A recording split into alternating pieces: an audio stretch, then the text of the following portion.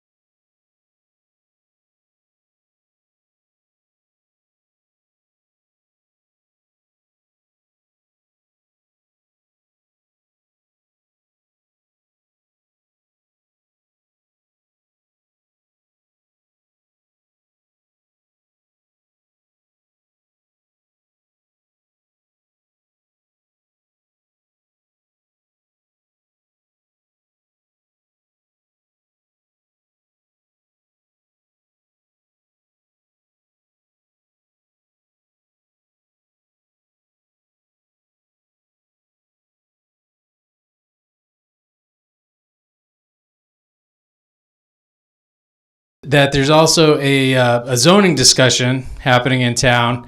How many folks are here for a zoning discussion? Quite a handful. How many folks are here for a comprehensive plan discussion? Great, thank you. And we'll talk about the difference between those as we go. And they are related, so if you're doing both, that's totally fine. So this evening, we've got maybe 20 or 30 minutes to walk through a little bit of a presentation, and we also want to talk about the goals for tonight. Talk a little bit about what a comp plan is, a future land use plan, which is really the focus of the discussion for this evening. And we'll move into a bit of a workshop. So there's some stations in the back of the room that we'll ask people for some focused input on. But before we go to the workshop, we'll go over some instructions. So I will turn it over to Kate. I'll turn it over to Sam momentarily. But before I do, I just want to see if members of the Comprehensive Plan Update Steering Committee might raise their hands. I know there's many in the room.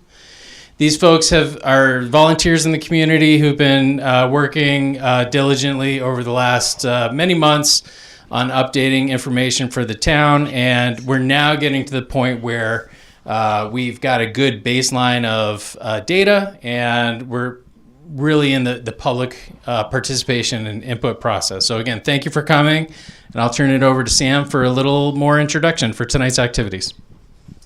This is taped, so. Hey everybody, I'm Sam Pikus with North Star Planning. So we've been working with the committee over the last 9 months or so since the spring of 2023 to update the comp plan. This is a rough timeline of where we've been and where we are right now. So we completed the inventory work, which is a lot of data highlights of different specific topic areas. We then completed the vision and values drafting, and now we're at the future land use workshop. So this is a long-range process, and we plan to finish up in the fall of 2024. So what is a future land use plan? So it is essentially the community's vision on a map. It consists of a future land use map and a narrative. And this is not a zoning map. It's very high level and long term. And essentially it outlines where the community wants to see development and what areas the community wants to protect and preserve. So the purpose of tonight's workshop is to tie the vision together with the geography to help inform a detailed picture of what people will experience in different parts of town. So generally, by state statute, the future land use plan map shows 3 general areas: rural, transition, and growth.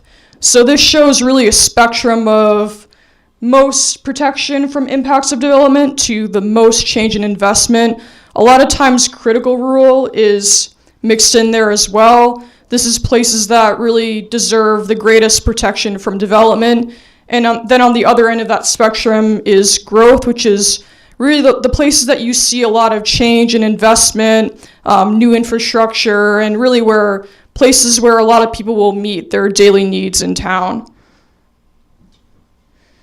So much of the future land use plan is based on what we heard from previous work on the online survey and in the first in-person workshop, where we really established visions and values of Raymond. And those include some of the following. So natural resources, the town is known for its many lakes and open spaces, the quiet rural living, traffic congestion, a lot of roadway improvements like sidewalks and bike paths, and then also really a need to strengthen a sense of community. So some things to consider when planning for the future is looking at past development. So based on building permit data, over the last 8 years or so, there have been a total of 258 building permits issued for new development, and most of these were for residential construction, and of that, a lot of these were single-family properties in the shoreland zone, and only two building permits were issued for commercial construction.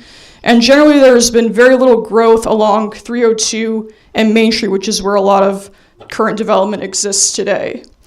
So based on that, we're projecting about 150 to 200 year-round housing units in town over the next 20 years. And this is based on the population projection from the inventory work we did. There's also likely going to be a demand for at least 100 new seasonal housing units.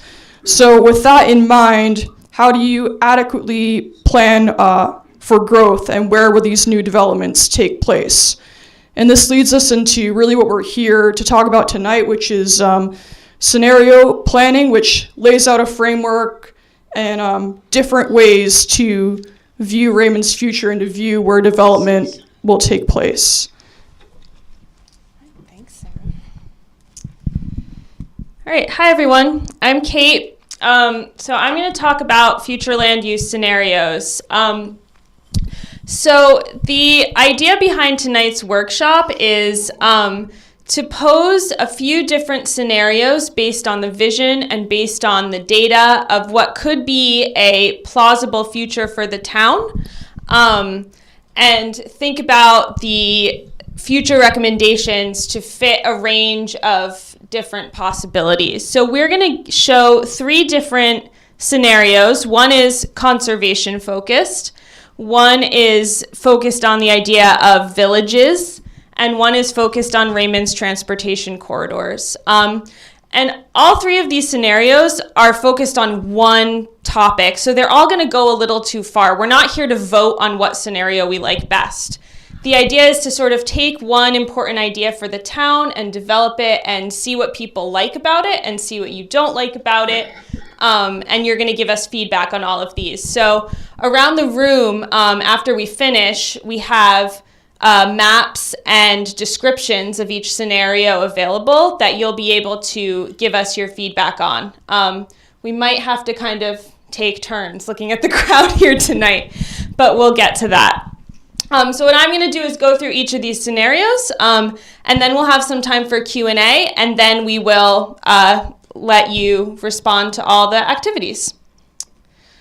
So the first scenario we're going to talk about is the conservation focus. So natural resources are really important to the town of Raymond, to the town's identity, to the economy, to the reason why people live here. So the idea behind this scenario is to protect natural resources as much as possible. So if I can get the laser pointer. Yeah, so all these areas in green around the lakes in North Raymond and along Raymond Cape, these are all areas of critical rural, the highest level of protection for these natural resources. And the red down here around 302 and the border with Wyndham, that's the only growth area in town. So the idea behind this scenario is, what if we concentrate all the new growth that we can, the majority of it, into existing areas of development and strictly limit new development in the more rural and shoreland areas in order to protect them as much as possible. What does yellow represent? That's supposed to be light green, sorry. So that is supposed to be just sort of status quo rural, so kind of the sort of single-family homes development that's there now. And the maps that are around the room have a big legend on them. We just cropped them to fit on the slide.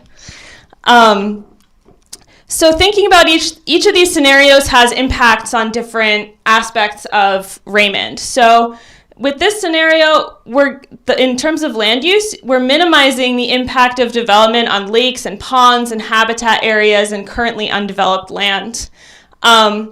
In terms of infrastructure, this would probably require some investment in wastewater treatment in a growth area if you're going to have more and more growth around 302.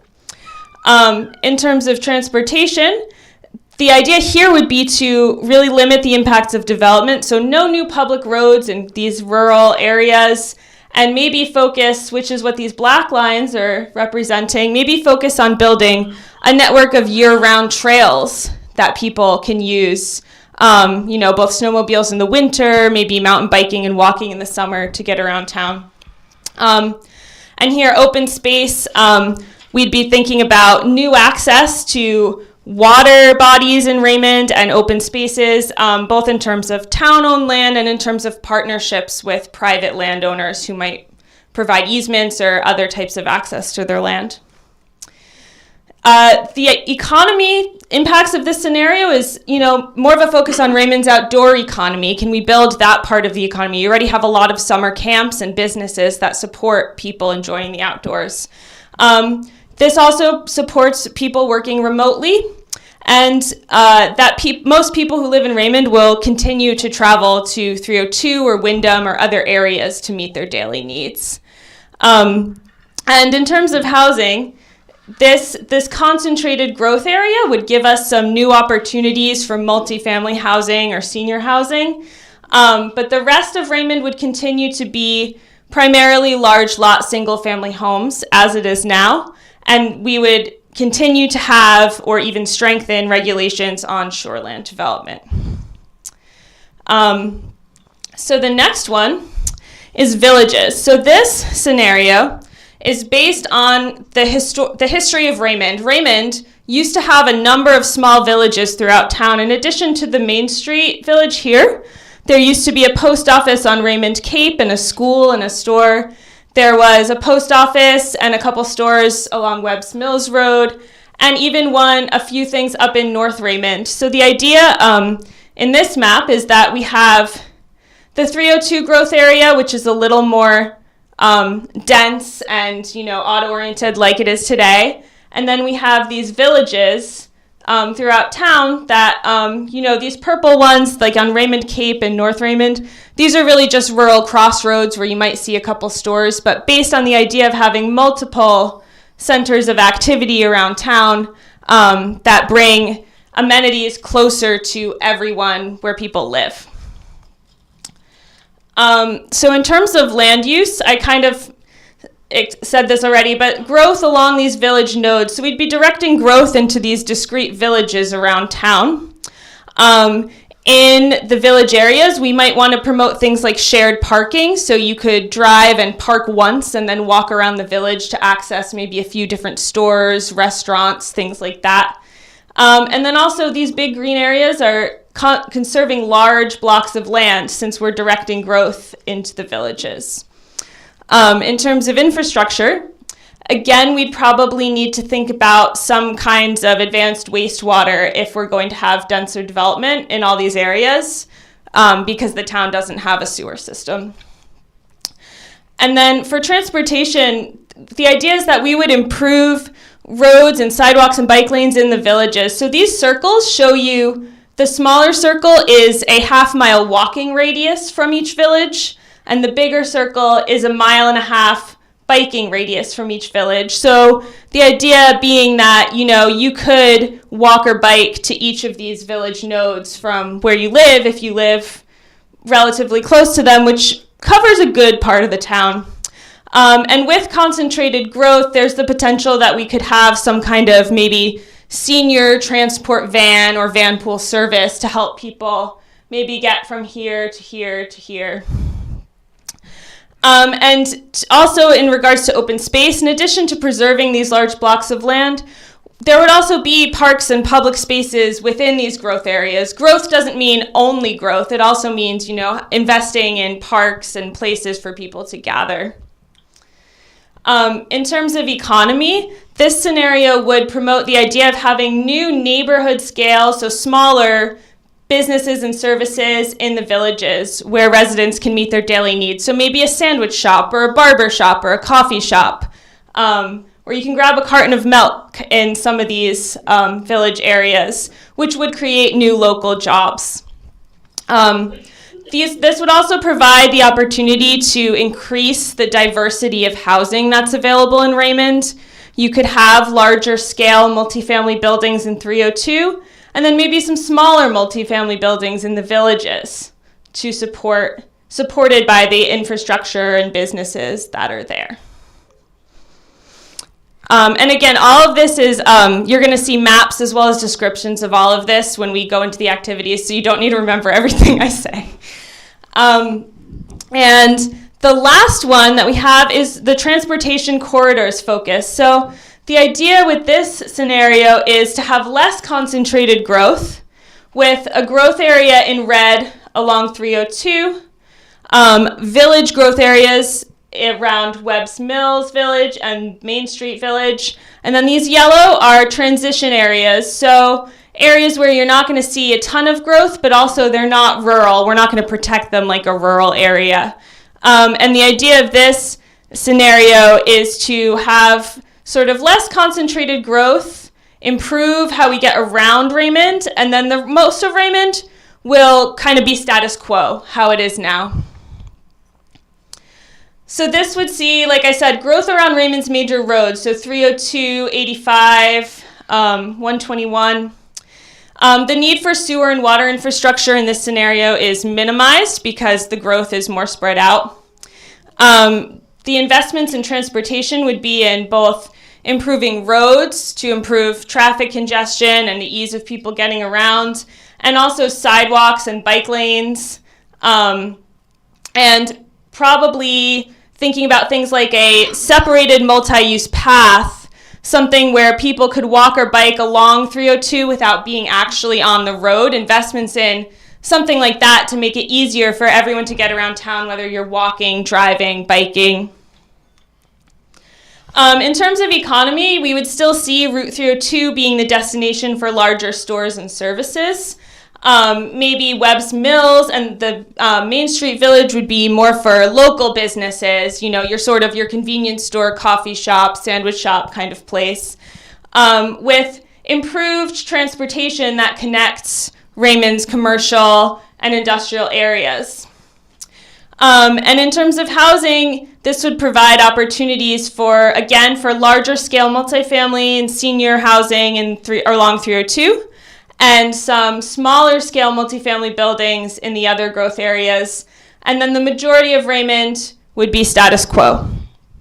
So we're gonna take some questions now, but those are the three scenarios. Like I said, we're not asking you to vote. You're not supposed to pick one. We want you to take a look at each one and tell us what you like and don't like about all of them.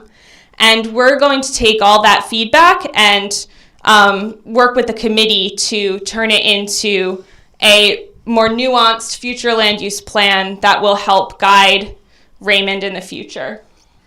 So around the room, there are those three stations for each scenario. We also have some blank maps of Raymond in case you feel inspired to draw your own scenario. And we have a copy of the vision statement that the committee drafted that you can put some comments on. And yeah, I'm just going to ask the Comprehensive Plan Committee to raise your hands one more time so everyone can see who's in there. Yeah, so if you have questions about the Comprehensive Plan project, please feel free to ask one of us or ask someone who's on the committee. Yeah, so I think with that, we will take some questions if people have questions. Is there a plan at all that keeps the concentration away from 302? Because right now, 302 is one of the biggest issues. It's the main corridor into our town, and living off 302, many days it's very hard to get on and off it. So it sounds like you're trying to concentrate everything to 302, where Raymond's pretty large, and us that live close to 302 don't want to see that. It's a nightmare to try to get on and off in the summertime. Yep, that's a good point. I think that what you'll find in each of these scenarios are what you think are really good ideas and some really bad ideas. We want you to react and say, this is good about this scenario and this is bad about this scenario. I think they all started with two things. We try to make these plausible, realistic futures, and we started with the vision statement, the draft vision statement that the committee has drafted, and maybe we can bring that up for the duration of the workshop. But there's a number of values and key things we want to keep in mind that are important to the overall community. Each of these do a reasonable job implementing some of them. Like Kate said, each scenario doesn't address the entire vision at once. They focus on things. The other thing we started with, besides the vision statement, was existing land use. So given that a lot of the larger scale commercial activity is on 302 today, each one of these scenarios starts with some kind of growth area on 302. Whether it's a concentrated village or a less concentrated, wider area. That may be something that people in this room want to move away from. I think that there's room for that in this discussion, but again, you'll see us start with a growth area on 302. Sometimes it's one of them, the corridor, the whole of 302 was a growth area. In the other scenario, it was much smaller, kind of from Panther Run down to the town line with Wyndham. So if that's still too large or it's not in the right place, that's the kind of thing we're hoping to hear tonight. Sir. How would you protect the environment, all the water resources that are going into our lakes and ponds right next to Route 302? In 85. They're key to our future. They're key to the money that comes into town every summer. So Yeah. it has to be Yeah, I think that's, I know that lakes and ponds are really important here. And in the conservation scenario, we put, I think, even bigger than the current buffer is around the lakes and ponds would have critical rural protection. And I think when you talk about infrastructure and investments, if we're going to be investing in 302 or 85, that would probably also include the kind of investments in stormwater infrastructure and other kinds of infrastructure that would help protect water quality even as a town grows. We'll take a couple more and we Okay. can have some more. I think I might need to move some of this stuff up here. Yeah. Okay. Yes. What happens if 302 gets 4-lane? I think, I can't answer really specific questions about 302. This is a little more big picture. Where do you want to see? I know, but I mean, Yeah. if 302 gets 4-lane, which I can see coming at some point down the road, it sort of throws a monkey wrench into some of these plans for what we want to have land use to be. I think that's why it's important for Raymond to have a comprehensive plan. So this plan is something that the town will hopefully approve after it's drafted. And then this is something that the town, when the town works with the state, with the Department of Transportation, with neighboring towns like Wyndham or Casco, this is the document you point to and say, Raymond's vision for the future is not that. Raymond's vision for the future is this. And I know the town of Wyndham has done a lot of planning and is trying to, and these things happen very slowly, but is trying to implement some changes along 302 in North Wyndham to make it less intense. All right, I'll take a couple more. Yeah, go ahead. Did I hear you correctly that in the corridors you're not anticipating any new roads? I Did you think say that? in the critical rural, in the conservation scenario, we would be limiting new public roads in the rural areas. So you want to, when you're trying to protect maybe a critical rural zone, we're trying to limit development there, limit the impacts of development, and limit kind of hard infrastructure where we can. Yep. Couple of questions. North Star did a survey back in October, and it was asked of the citizens, the biggest threat to the quality of life in Raymond, number one by far, over 70% said too much development. My question is, who's advocating for this growth in the village area? Is it just a few developers? Is it the people of Raymond? Who is it? I think the goal of this workshop and the phase of the plan we're in right now is to have a community conversation about where we want to see growth and where we don't want to see growth in the future. So, we know there will be demand for more housing in Raymond. We know there's demand for housing now. There's demand for seasonal housing. So the goal of this conversation is to talk about, what are we going to do about that? Where do we want to see growth? Where do we not? Where do we want to protect? And sort of being prepared to address what is coming in the future. Okay, will the Yeah. presentation be on the website? Yes, it will, and I think we're being recorded, so we'll have a video. I think we can take maybe we'll take 2 more questions, and then we'll split into activities. We're gonna try and filter people around the room, and we will be available to continue to answer questions to people. But I want to make sure we have time to get through everything. Yes, one of the 2 people in the back. Okay, thank you very much. This maybe is just a question of process, perhaps. I was involved in the last comp plan, and the question is, what impact does the comprehensive plan actually have? Specific to that question, since the last plan, it was a while back, and I applaud you guys for all the effort that you've been doing this. I know it's a lot of work.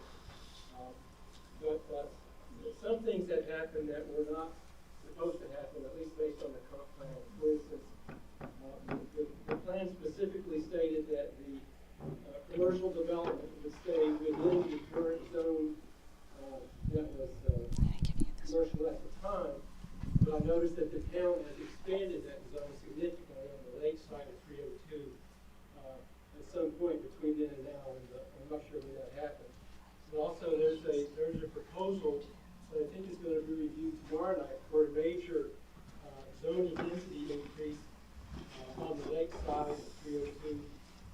That's essentially in the works to occur. So I guess the broader question is, what good do we do as, with the comprehensive plan and having discussions? How much weight does it actually carry? Yeah, I think that there's a couple of things that come to mind, and the first is from a statutory standpoint, the comprehensive plan is the guide for future zoning decisions. It's meant to be an official policy document that sets the foundation for future zoning discussions. So it establishes the values and vision that I had mentioned earlier and documents that. It also contains a future land use map, which is what we're here to talk about this evening. And by state statute, a town's zoning needs to be consistent with the comprehensive plan. It doesn't need to match it exactly. The comp plan is providing guidance as opposed to zoning, which is regulatory.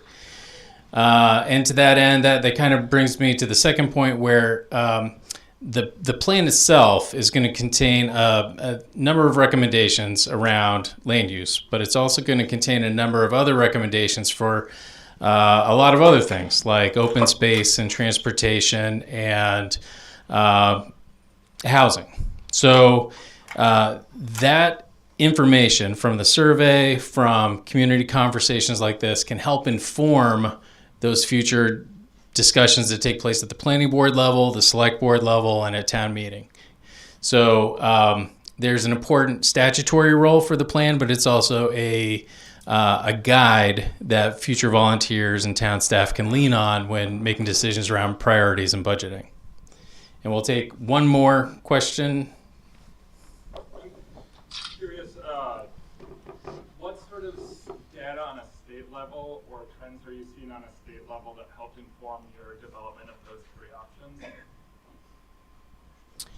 options? The question was, what kinds of trends or data are we seeing at the state level? Yeah, it might be then.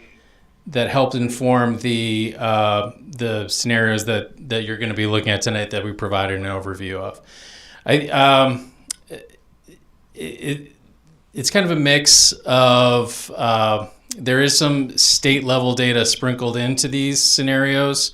By and large, they're based on the town vision statement and existing land use, and we developed these scenarios with the committee to focus in on each one of a different element of the vision statement. But when it comes to things like open space, population projections, traffic volumes, those are some of the things that we get as part of every community planning process at the start, where we go through that inventory work of kind of documenting existing conditions. That's what Sam had indicated where we were a few months ago. And now we're moving into, okay, now that we have a certain baseline level of knowledge from the state, the census, local data sources, what does that all mean? And how do people experience that? So when we talk about traffic on 302, that means something different to the people who live in Raymond than it does to traffic engineers in Augusta. And I think that it's important to address those kinds of things and assign that meaning to the data. And by and large, that's one of the main objectives of the public participation process here. So hopefully some of that will come out tonight as well. So like Kate said, we will be around. I know that there's still some other questions. So definitely feel free to grab us, to grab members of the committees. I'll just ask for your patience as people make their way around to different scenarios. The village scenario with those village nodes based on historical growth patterns is up front. The conservation scenario based on a large block of critical rural protection is in the back. And the corridor scenario based on improvements to major state and local roads in town is kind of in that back corner under the television. So we'll spread out. You can definitely find us. I encourage you to talk with each other and leave your feedback on the maps, as well as have good conversations with members of the committee. So thank you very much. We'll be here for another hour and a half. If you do what you need to do in 5 or 10 minutes, that's great, but I would encourage you to stick around and talk with your neighbors and volunteers on the committee, and we'll make sure we have plenty of time to address as many questions as we can. So thank you very much.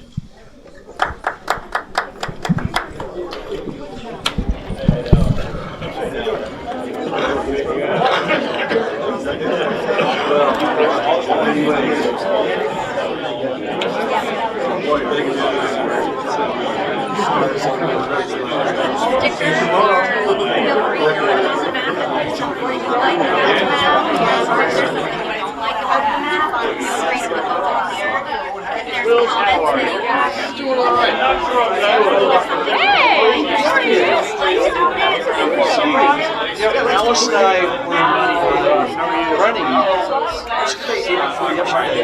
so we parked down at the end of launch press plate, ran out to Plate 1 and turned around and came back. And as we ran by the street, I said, so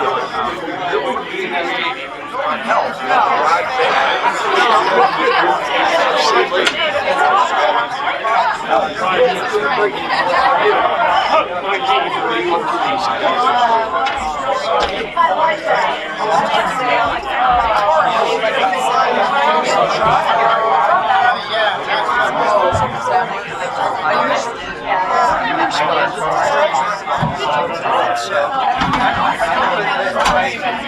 I would love to come to it. I just need to make